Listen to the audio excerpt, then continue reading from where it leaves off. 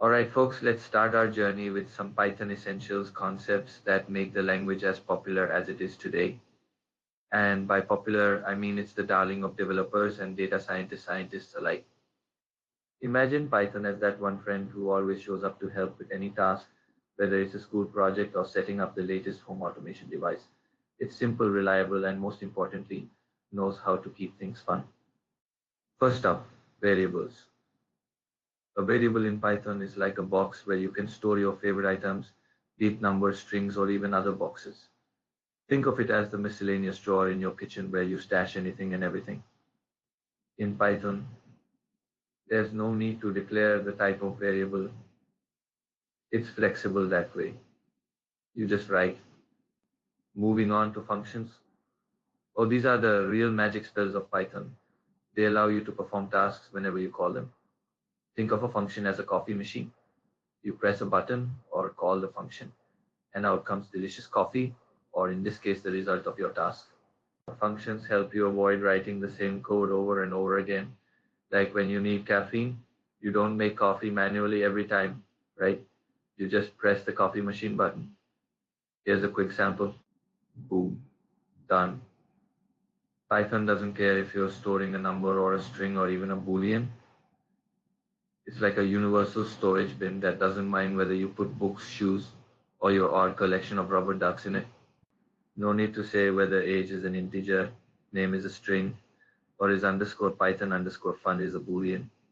Python figures it out for you like a mind reader, but without the crystal ball. See, it's that easy. You can call make underscore coffee a million times, and Python will happily brew your virtual caffeine with no complaints. And if you're wondering about that coffee underscore type espresso bit, yes, that's a default parameter. It's like saying, hey, if you don't tell me what coffee you want, I'll just make you an espresso. How considerate. Now let's talk about loops.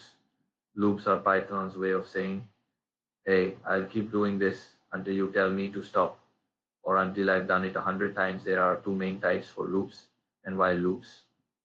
Think of for loops as someone making laps around a track clearly defined. They know how many times they're going to run. In contrast, while loops are like that one person who says they'll leave the party soon, but you're not really sure when. Python will keep looping until x hits 5.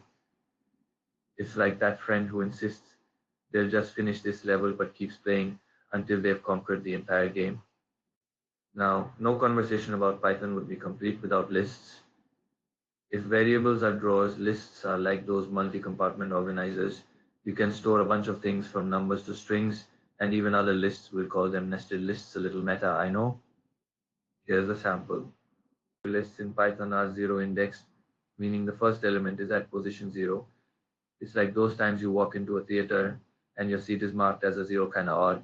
But hey, that's how it rolls. Lists are also mutable, meaning you can swap out contents whenever you want. Now your list has a shiny new fruit.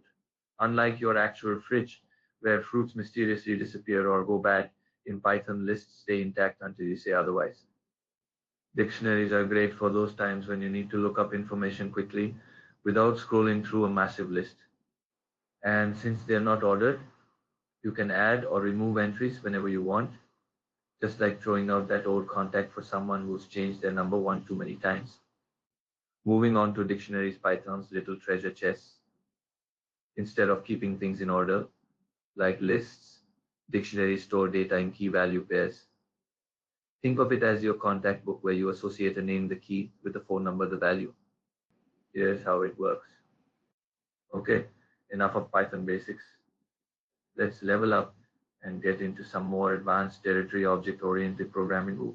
OOP is like designing your own little universe in Python. It's all about creating classes. Think of these as blueprints and then making objects instances of the class. Imagine you're building an army of robots. You first create a blueprint, the class, and then each robot you produce is an object. Here's an example. Now let's take a break from Python and switch gears to one of the hottest topics in tech: convolutional neural networks, CNNs. CNNs are used for image processing, but they're no ordinary neural networks. They've got that extra flair like a neural network, but with sunglasses on. These networks work by mimicking how we as humans see the world.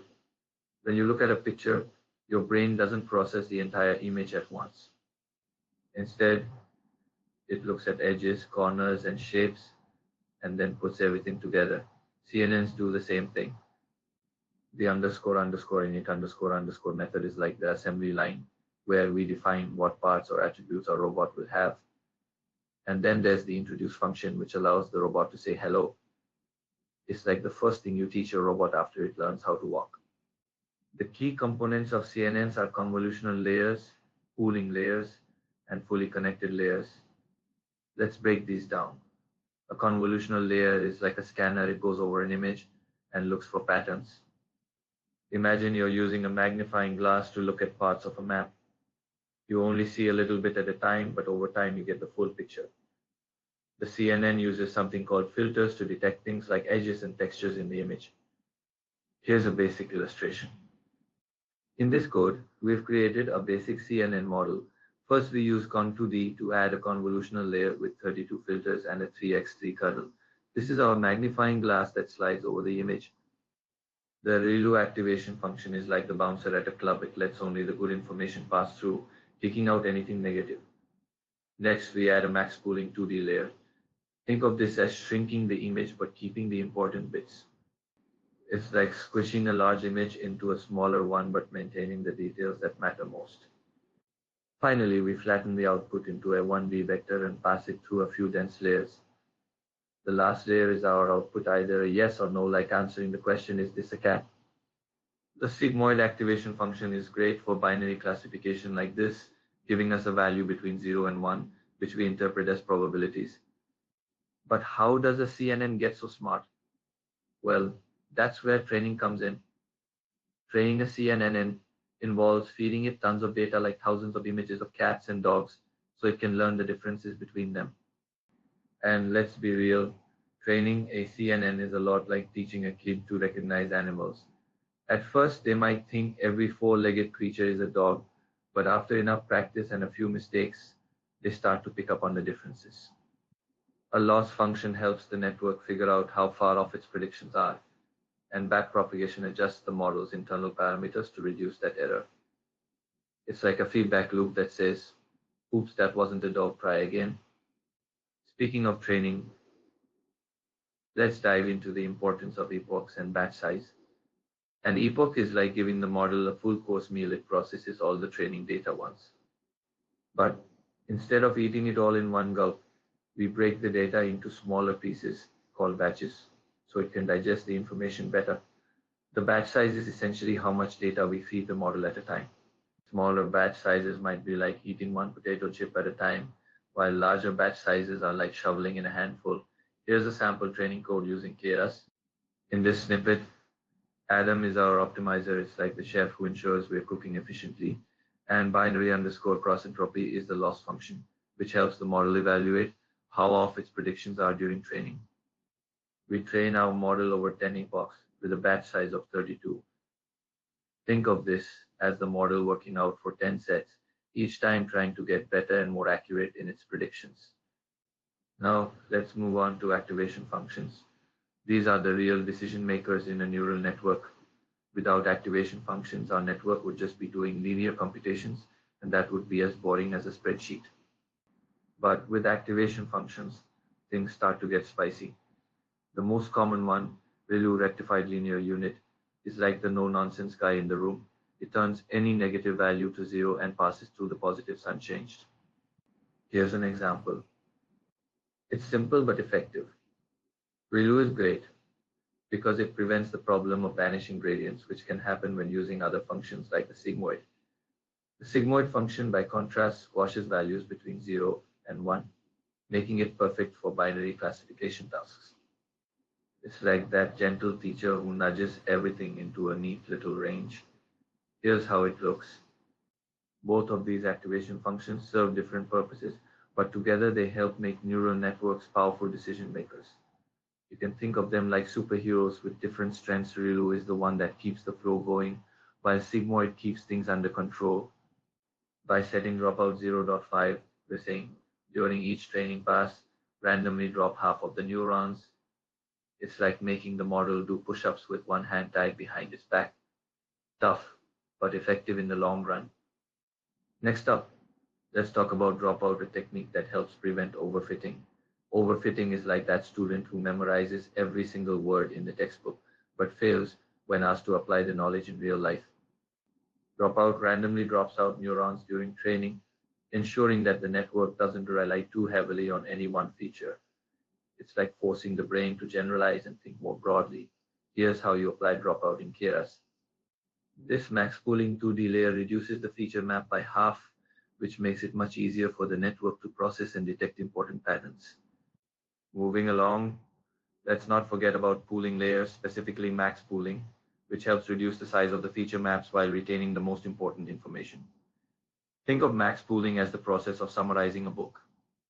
Instead of remembering every word, you just keep the most critical points.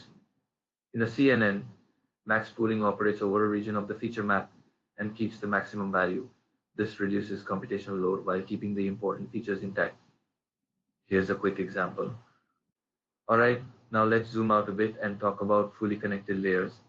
These layers are the grand finale in a CNN, where all the information from previous layers comes together. Fully connected layers are like the grand decision makers. They take all the features extracted by the convolutional and pooling layers and decide, is this a cat or a dog? Here's a sample code that adds a fully connected layer. Finally, let's talk about model evaluation. After we've trained our CNN, it's time to test how well it's learned. This is where we use a separate test set, a set of data that the model hasn't seen before. Think of it like a pop quiz.